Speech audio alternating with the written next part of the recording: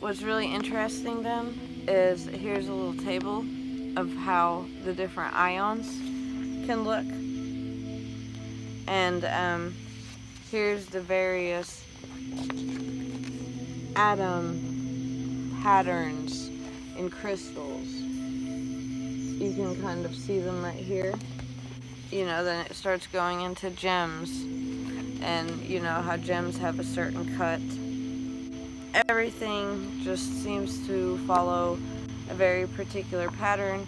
It can be scientifically, mathematically, and chemically shown. Maybe not always. Like ghosts and stuff like that. I believe it's more like there's a world we can't see because, there's like the spectrum of, like colors and sounds that we as humans can perceive or hear or see, taste, touch, feel. And then, there's various animals who also have certain colors that they may see or feel or smell stronger than we or less than we as humans can.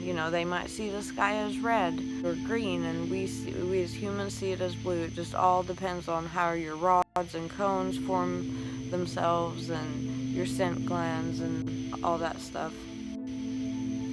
And how much of the world we as humans then just don't perceive simply because we can only perceive so much with our current form.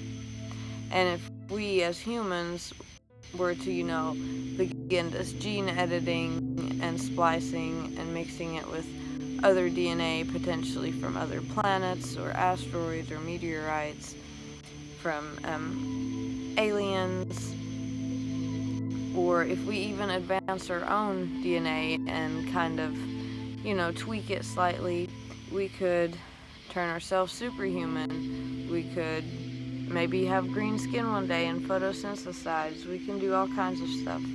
And that would essentially mean that we as humans are also gods in a sense. And we have created something new in life, just kind of like how religion teaches us, is that, that there's one creator or multiple creators depending on your religion, and that, that's how life is formed and shaped.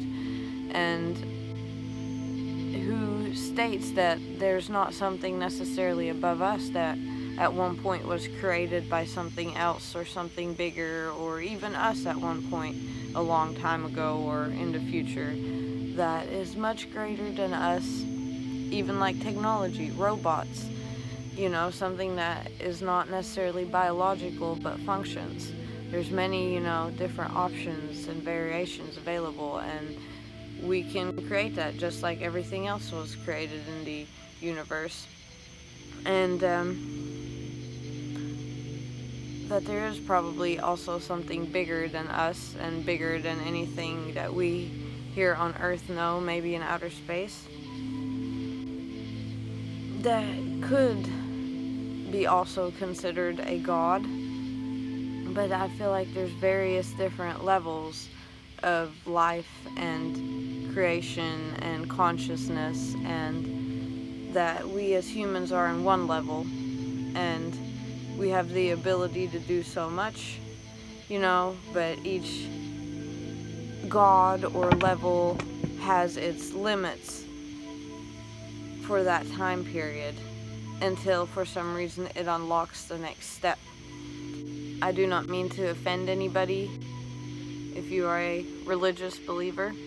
I realize that it gives you hope, but science and such technology might also give you hope in a different way. And I believe that anybody who has received such a shot technically did believe in something greater in that moment, and they did believe in science in that moment.